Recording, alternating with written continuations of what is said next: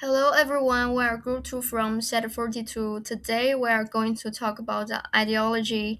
Our team members are Hu Xin, Wen Fudi, Chen Jingze, Zhou Jie, Shen Yuechan, Li Yiren.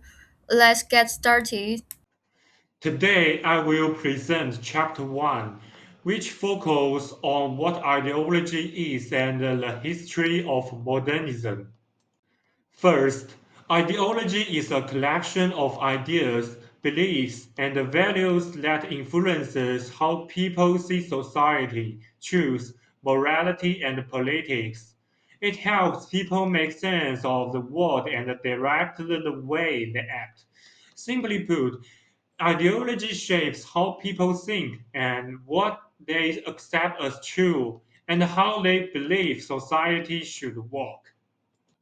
The next thing is to understand modernism, we can compare it with pre-modernism and postmodernism. In the pre-modernism period, people mainly rely on religion, authority, and tradition. Society emphasizes faith, hierarchy, and continuity. Then, during modernism, especially from the 17th century to the mid 20th century, the main focus shifted to reason, science, secularism, and progress. Modernism believes in objective truth and highlighted rationality, humanism, and social progress. After that, postmodernism requires universal truth and suggests relativism, subjectivity, suspicion, diversity, and plurality. In conclusion, Chapter 1 shows what that ideology is a powerful force in shaping human thought, and modernism represents an important historical shift from tradition and faith toward reason and scientific thinking. Hi everyone. Today I will quickly walk you through modernism, its core ideas, impacts, and limitations. First, what is modernism? It's an international cultural movement that emerged in the late 19th century. It champions reason, science, and objective truth, and rejected the theoretic power of the Middle Ages. Its key traits are objective, logical knowledge, a society rooted in humanism and liberalism, and a culture that values high art and originality. Modernism brought huge positive changes. It freed people's thinking, boosted science, technology, industry, democracy, and the rule of law, and built modern education and civil rights systems that we still rely on today. But it's not perfect. Its flaws are clear. Too much rationality suppresses our emotions and sprint. A one-size-fits-all standard still feels diversity, and centralized power often leads to social alienation. In short, modernism shaped our modern world, but we need to recognize its limits to build a more balanced future. On the previous discussion of postmodern thought, we now look more closely at the concept of relativism and its influence on ideology. Relativism is a philosophical view that truth and knowledge are not absolute or universal. Instead, they are shaped by context, culture, and perspective. This means that what people consider true or meaningful way vary depending on historical background, social environment, or individual interpretation. From the perspective of knowledge, relativism suggests that understanding is not completely independent of the observer. Human thinking is influenced by language, personal experience, and interpretation.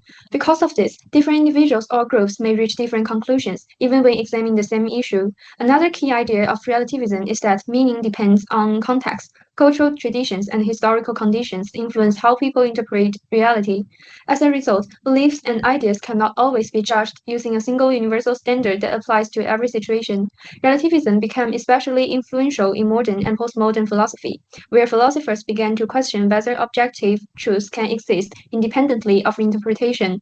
This perspective highlights that interpretation plays an important role in shaping human understanding of the world. In terms of ideology, relativism has encouraged greater recognition of diversity in beliefs and values across different societies and cultures. It promotes openness to multiple perspectives rather than relying on a single dominant viewpoint. Relativism has also contributed to a more critical attitude toward traditional authorities and established doctrines.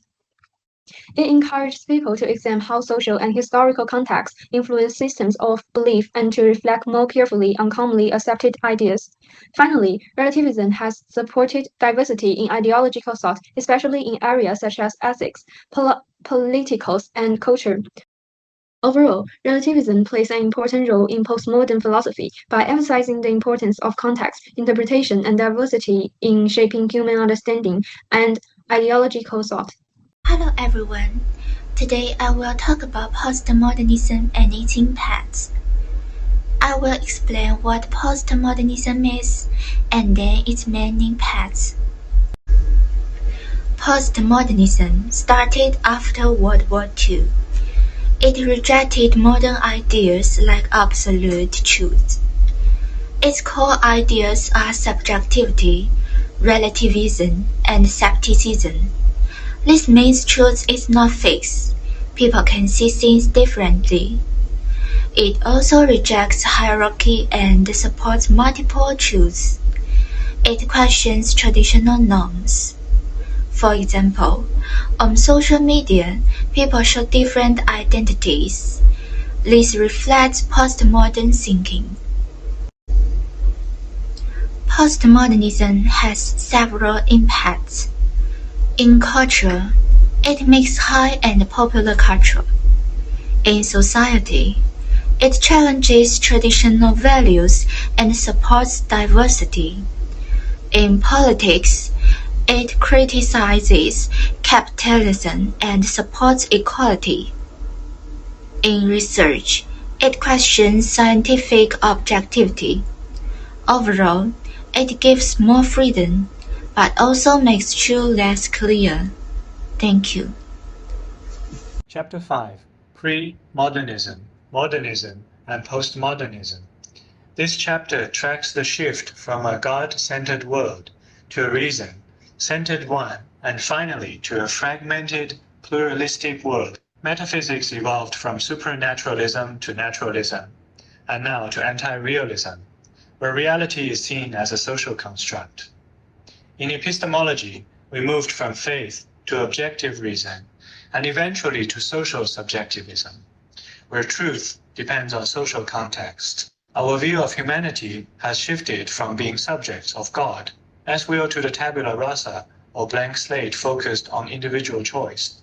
Today, the postmodern view emphasizes social determinism, where identity is defined by group membership and social conflicts rather than the individual self. Social structures have transformed from feudalism to liberal capitalism, and now toward socialism. While pre-modernity relied on religious collectivism and modernity championed individualism, postmodernism leans toward egalitarian collectivism. This shift reflects a move from the Enlightenment, as focus on autonomy, to a focus on group equality. The transition from the modern to postmodern era marks a change from production to consumption. The traditional family has been replaced by many family options, and the belief in nationhood has shifted toward a global identity. In this era, science is no longer the absolute source of truth, but is viewed as one of many plural truths. Finally, media has evolved from one-way broadcasts to a duality of interchange and choice. While modern social control was overt and direct, postmodern control is covert, operating subtly through culture. Overall, the era of stable truth has given way to a world of fragmentation and constant change. Let's talk about how our society changed from the modern to post-modern age. This shift brings four main challenges in our daily lives. First, there is no more universal truth. In the past, people looked for one truth through logic and science. Now truth is relative. Think about the news on your phone. One person sees one version, and another sees something totally different. Without one truth, we can't agree on basic facts. Second, social bonds have changed. Life used to be stable, but today everything is fragmented. We face too many choices every day. We have to create our own identity constantly, which leads to confusion and uncertainty. Third, morality is now relative. There's no absolute reference for right or wrong. It depends on your culture or feelings. On social media, people judge others based on their own views instead of shared rules. Without common ground, it is hard to decide what is fair. Last, power has shifted. Control used to be obvious. Now it is hidden. We are tracked by algorithm and CCTV all the time. Power is no longer just about laws. It is built into the technology we use. To wrap up, living in 2026 means more choice but less stability. This helps us see why the world feels so messy today. That's all. Thanks for your time.